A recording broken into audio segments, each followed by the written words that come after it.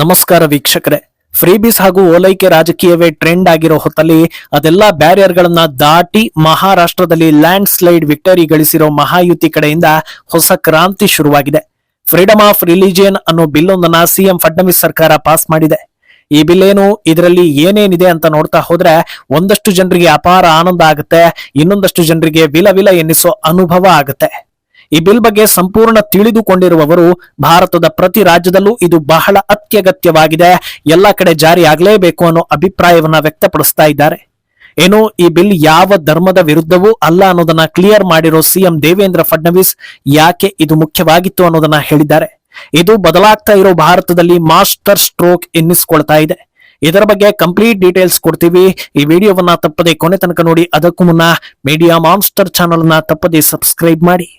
S, ಭಾರತದಂತಹ ದೇಶದಲ್ಲಿ ಮತಾಂತರ ಅನ್ನೋದು ಯಾವ ಮಟ್ಟಿಗೆ ಹೋಗಿದೆ ಅನ್ನೋದು ಗೊತ್ತಾಗಿದೆ.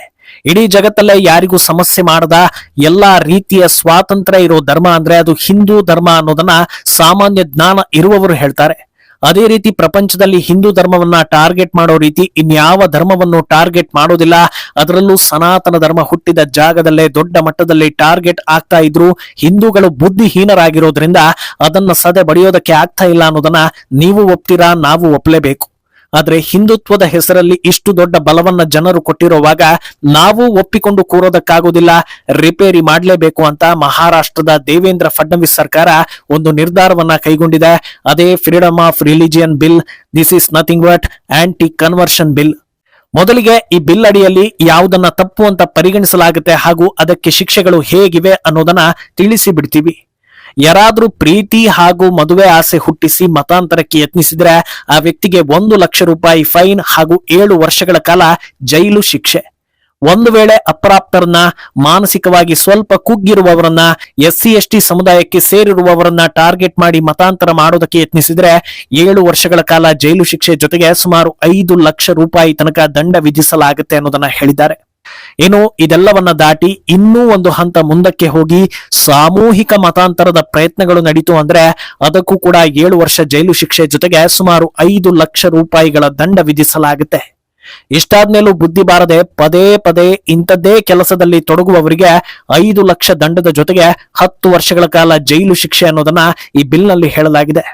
ಇನ್ನು ಈ ಬಿಲ್ ಪಾಸ್ ಆಗ್ತಾ ಇದ್ದ ಹಾಗೆ ಮಾತನಾಡೋ ಸಿಎಂ ದೇವೇಂದ್ರ ಫಡ್ನವೀಸ್, ಈಗ ತಂದಿರೋ ಬಿಲ್ ಯಾವುದೇ ಒಂದು ಧರ್ಮವನ್ನ ಟಾರ್ಗೆಟ್ ಮಾಡೋದಕ್ಕೆ ಅಲ್ಲ, ಬದಲಾಗಿ ಒತ್ತಾಯದ, ಆಮಿಷದ ಹಾಗೂ ವಂಚಿಸಿ ಮತಾಂತರ ಮಾಡ್ತಾ ಇರೋದನ್ನ ತಡೆಗಟ್ಟೋ ಸಲುವಾಗಿ ಈಗಾಗಲೇ ಒಡಿಶಾ, ಗುಜರಾತ್, ಉತ್ತರ ಪ್ರದೇಶ, ಮಧ್ಯಪ್ರದೇಶ, ಹರಿಯಾಣ, ಕರ್ನಾಟಕ ಹಾಗೂ ಜಾರ್ಖಂಡ್ ನಲ್ಲೂ ಇಂಥ ಕಠಿಣ ನಿಯಮ ತರಲಾಗಿದೆ ಅನ್ನೋದನ್ನ ಹೇಳ್ತಾರೆ. ಆದ್ರೆ ಕರ್ನಾಟಕದಲ್ಲಿ ಹಿಂದಿನ ಬಿಜೆಪಿ ಸರ್ಕಾರ ಇದ್ದಾಗ ಈ ಬಿಲ್ ಅನ್ನ ತಂದಿದ್ರು. ಆದ್ರೆ ನಂತರದಲ್ಲಿ ಅದನ್ನ ಮುಂದುವರಿಸಲಾಯ್ತಾ ಇಲ್ವಾ ಅನ್ನೋದನ್ನ ಗೊತ್ತಿದ್ದವರು ಕಮೆಂಟ್ ಮಾಡಿ. ಇನ್ನು ತಮ್ಮ ಮಾತನ್ನ ಮುಂದುವರಿಸುವ ಫಡ್ನವೀಸ್, ಸಂವಿಧಾನದ ಆರ್ಟಿಕಲ್ 25 ಅಡಿಯಲ್ಲಿ ಒಬ್ಬ ವ್ಯಕ್ತಿಗೆ ಆತನ ಇಷ್ಟದ ಧರ್ಮವನ್ನ ಪಾಲಿಸುವ ಅಧಿಕಾರ ಇದೆ. ಅದಕ್ಕೆ ಈ ಬಿಲ್ಲಿಂದ ಯಾವುದೇ ಧಕ್ಕೆ ಆಗೋದಿಲ್ಲ. ಆದ್ರೆ ಧಾರ್ಮಿಕ ಹಕ್ಕಿಗೂ ಮತಾಂತರಕ್ಕೂ ತುಂಬಾನೇ ವ್ಯತ್ಯಾಸ ಇದೆ. ಅದರಿಂದ ಮತಾಂತರಕ್ಕೆ ಮಣೆ ಹಾಕೋದಿಲ್ಲ ಅನ್ನೋದನ್ನ ಬಹಳ ಸ್ಪಷ್ಟವಾಗಿ ಹೇಳಿದ್ದಾರೆ. ಏನೋ ಇಂಥದ್ದೊಂದು ಬಿಲ್ ತಂದ ಮೇಲೆ ಅದಕ್ಕೆ ಯಾರ ಕಡೆಯಿಂದ ವಿರೋಧ ಬರುತ್ತೆ ಅನ್ನೋದನ್ನ ಯಾರ್ ಬೇಕಾದ್ರೂ ಊಹಿಸಬಹುದು.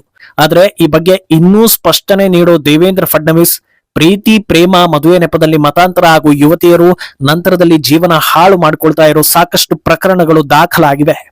ಇಂಥ ಪ್ರಕರಣಗಳು ಜಾಸ್ತಿ ಆಗ್ತಾನೆ ಇವೆ. ಇದನ್ನ ವಂಚನೆ ಅನ್ನದೇ ಬೇರೆ ಏನು ಹೇಳೋದಕ್ಕೆ ಆಗುದಿಲ್ಲ. ಇದಕ್ಕೆಲ್ಲ ಕಡಿವಾಣ ಹಾಕಬೇಕು ಅಂದ್ರೆ ಇಂಥ ಬಿಲ್ಗಳು ಅತ್ಯವಶ್ಯಕವಾಗಿದೆ. ಈ ರೀತಿ ಪ್ರಕರಣಗಳು ನಡೆದಾಗ ಸಂತ್ರಸ್ತರು ಅಥವಾ ಸಂತ್ರಸ್ತರ ಹತ್ತಿರದ ಸಂಬಂಧಿಕರು ಕೂಡ ಕಂಪ್ಲೇಂಟ್ ಕೊಡಬಹುದು. ಇದನ್ನ ಗಂಭೀರವಾಗಿ ಪರಿಗಣಿಸಲಾಗುತ್ತೆ. ಎಲ್ಲಾ ಪಕ್ಷದವರು ಇದಕ್ಕೆ ಬೆಂಬಲ ಕೊಡಿ, ಇದು ಜನಪರವಾದ ಬಿಲ್ ಅನ್ನೋ ಮನವಿಯನ್ನ ಮಾಡಿದ್ದಾರೆ. ಅಚ್ಚರಿ ಅನ್ನೋ ಹಾಗೆ ಉದ್ಧವ್ ಠಾಕ್ರೆಯ ಶಿವಸೇನೆ ಈ ಬಿಲ್ಗೆ ಬೆಂಬಲ ಕೊಟ್ಟಿದೆ. ಆದ್ರೆ ಕಾಂಗ್ರೆಸ್ ಹಾಗೂ ಇತರ ವಿಪಕ್ಷ ನಾಯಕರು ಈ ಬಿಲ್ ಸರಿ ಇಲ್ಲ, ಇದನ್ನ ಜಾಯಿಂಟ್ ಸೆಲೆಕ್ಟ್ ಕಮಿಟಿಗೆ ಕಳಿಸಿ ಅನ್ನೋದನ್ನ ಹೇಳಿದ್ದಾರೆ. ಆದ್ರೆ ಯಶಸ್ವಿಯಾಗಿ ಪಾಸ್ ಆಗಿರೋ ಬಿಲ್ ಅನ್ನ ತಡೆಯೋದು ಅಷ್ಟು ಈಸಿ ಇಲ್ಲ ಅನ್ನೋದು ವಾಸ್ತವ. ಈಗ ಈ ಬಿಲ್ ಬಗ್ಗೆ ವಿವರಿಸೋದಾದ್ರೆ ಇದು ಅಗತ್ಯ ಇತ್ತ ಅಂತ ಕೇಳಿದ್ರೆ ಒರಿಜಿನಲ್ ಭಾರತೀಯರೆಲ್ಲರೂ ಹೌದು, ಖಂಡಿತ ಅಗತ್ಯ ಇತ್ತು ಅನ್ನೋದನ್ನ ಹೇಳ್ತಾರೆ. ಯಾಕಂದ್ರೆ ಈ ಬಿಲ್ ನಲ್ಲಿ ಯಾರನ್ನಾದ್ರೂ ಟಾರ್ಗೆಟ್ ಮಾಡಲಾಗಿದೆಯಾ ಅನ್ನೋದನ್ನ ನೋಡಿದ್ರೆ ಇಲ್ಲ ಅನ್ನೋದು ಕ್ಲಿಯರ್ ಆಗ್ತಾ ಇದೆ. ಅಲ್ಲದೆ ಈ ಬಿಲ್ ಜಾತ್ಯತೀತವಾಗಿದೆ ಅನ್ನೋದು ಕೂಡ ಅಷ್ಟೇ ಸ್ಪಷ್ಟವಾಗಿದೆ. ಯಾಕಂದ್ರೆ ಇಲ್ಲಿ ಯಾವುದೇ ಧರ್ಮಕ್ಕೆ ಸೇರಿದವರು ಯಾರನ್ನೂ ಬಲವಂತವಾಗಿ ಮತಾಂತರ ಮಾಡೋ ಹಾಗಿಲ್ಲ ಅನ್ನೋದನ್ನ ಹೇಳಿದ್ದಾರೆಯೇ ಹೊರತು ಇಂಥ ಧರ್ಮದವರು ಮಾತ್ರ ಮತಾಂತರ ಮಾಡೋ ಹಾಗಿಲ್ಲ ಅನ್ನೋದನ್ನ ಎಲ್ಲೂ ಹೇಳಿಲ್ಲ. ಆದ್ರಿಂದ ಮತಾಂತರ ಮಾಡೋ ಉದ್ದೇಶ ಇರೋ ಧರ್ಮದವರಿಗೆ ಮಾತ್ರ ಇದರಿಂದ ಸಂಕಷ್ಟ ಅನ್ನೋದು ಸ್ಪಷ್ಟವಾಗಿದೆ. ಈಗ ಈ ಬಿಲ್ ಯಾಕೆ ಮುಖ್ಯವಾಗುತ್ತೆ ಅನ್ನೋದನ್ನ ನೋಡ್ತಾ ಹೋಗೋದಾದ್ರೆ, ಇವತ್ತು ಭಾರತದ ಒಳಗೆ ಹಿಂದೂಗಳ ಜನಸಂಖ್ಯೆ ಕುಸಿತ ಕಾಣೋದಕ್ಕೆ ಹಾಗೂ ಉಳಿದವರ ಸಂಖ್ಯೆಯಲ್ಲಿ ಗಣನೀಯ ಏರಿಕೆ ಕಾಣೋದಕ್ಕೆ ಮತಾಂತರ ಅನ್ನೋದು ಕೂಡ ಪ್ರಮುಖ ಕಾರಣಗಳಲ್ಲಿ ಒಂದು ಅನ್ನೋದ್ರಲ್ಲಿ ಅನುಮಾನವೇ ಇಲ್ಲ. ಮೊದಲಿಗೆ ಹಿಂದೂಗಳ ಜನಸಂಖ್ಯೆ ಕಡೆ ನೋಡೋದಾದ್ರೆ ಹಲವು ರೀತಿಯಲ್ಲಿ ಹಿಂದೂಗಳ ಜನಸಂಖ್ಯೆ ಕಮ್ಮಿ ಆಗ್ತಾ ಇದೆ.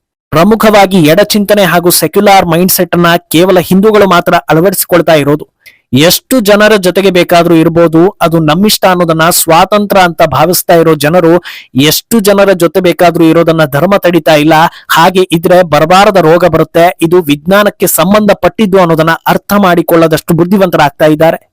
ಅಲ್ಲದೆ ಮಕ್ಕಳನ್ನ ಮಾಡಿಕೊಳ್ಳೋ ಪ್ರಮಾಣ ಗಣನೀಯವಾಗಿ ತಗ್ಗಿ ಹೋಗ್ತಾ ಇದೆ.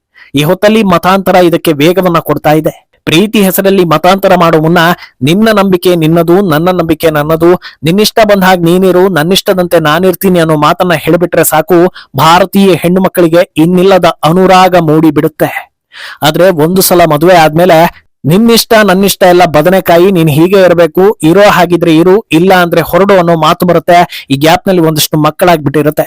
ಆ ಮಕ್ಕಳು ಯಾರು ಹಿಂದೂಗಳಾಗಿ ಬೆಳೆಯೋದಿಲ್ಲ ಅನ್ನೋದು ವಾಸ್ತವ ಎನ್ನಿಸ್ಕೊಳ್ಳುತ್ತೆ. ಒಂದು ಸಲ ಈ ರೀತಿ ದಾರಿ ತಪ್ಪಿ ಜೀವನ ಹಾಳು ಮಾಡಿಕೊಳ್ಳೋ ಯುವತಿಯರು ಹಾಗೂ ಮಹಿಳೆಯರಿಗೆ ಮತ್ಯಾರು ಗತಿ? ಅದೆಂತ ಕರುಣಾಮಯಿಗಳು ಕೂಡ ಇಂಥ ವಿಚಾರದಲ್ಲಿ ಹಿಂದೇಟು ಹಾಕ್ತಾರೆ. ಯಾಕಂದ್ರೆ ಅವರಿಗೂ ಕೂಡ ಅವರ ಜೀವನ ಮುಖ್ಯವಾಗಿರುತ್ತೆ. ಈ ರೀತಿ ಜೀವನ ಹಾಳಾಗುವುದನ್ನ ತಡಿಬೇಕು ಅಂದ್ರೆ ಕಠಿಣ ಕ್ರಮ ಅತ್ಯಗತ್ಯ. ಇಂಥ ಪ್ರಕರಣಗಳು ಲಕ್ಷ ಸಂಖ್ಯೆಯಲ್ಲಿ ನಡೀತಾ ಇರೋದ್ರಿಂದ ಮತಾಂತರ ಅನ್ನೋದು ಒಂದು ಪಿಡುಗು ಅಂತ ಪರಿಗಣಿಸಲಾಗ್ತಾ ಇದೆ. ಈಗ ಯಾಕೆ ಈ ಬಿಲ್ ಇಡೀ ದೇಶದಲ್ಲಿ ಬರಬೇಕು ಅನ್ನೋ ಅಭಿಪ್ರಾಯ ಜನರಲ್ಲಿದೆ ಅನ್ನೋದಕ್ಕೆ ನಿಮಗೆ ಉತ್ತರ ಸಿಕ್ಕಿದೆ.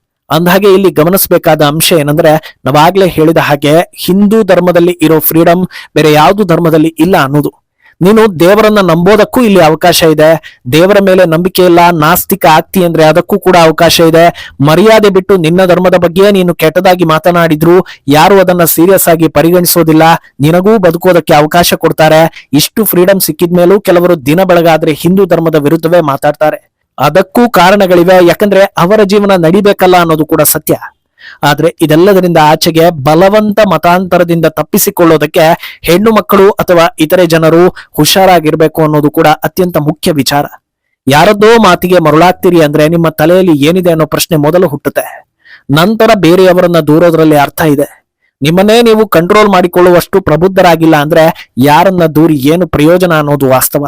ಸರ್ಕಾರಗಳು ಒಂದು ಲೆವೆಲ್ಗೆ ಜನರನ್ನ ಕಾಪಾಡಬಹುದು, ಆದ್ರೆ ಎಲ್ಲಾ ಸಂದರ್ಭದಲ್ಲೂ ನಮ್ಮನ್ನ ನಾವು ಕಾಪಾಡ್ಕೊಳ್ಬೇಕು ಅಂದ್ರೆ ಸಂಸ್ಕಾರ, ಸಂಸ್ಕೃತಿ, ಧರ್ಮ ಜಾಗೃತಿ ಮುಖ್ಯ ಅನ್ನೋದನ್ನ ಜನಸಾಮಾನ್ಯರು ಹೇಳ್ತಾ ಇದ್ದಾರೆ.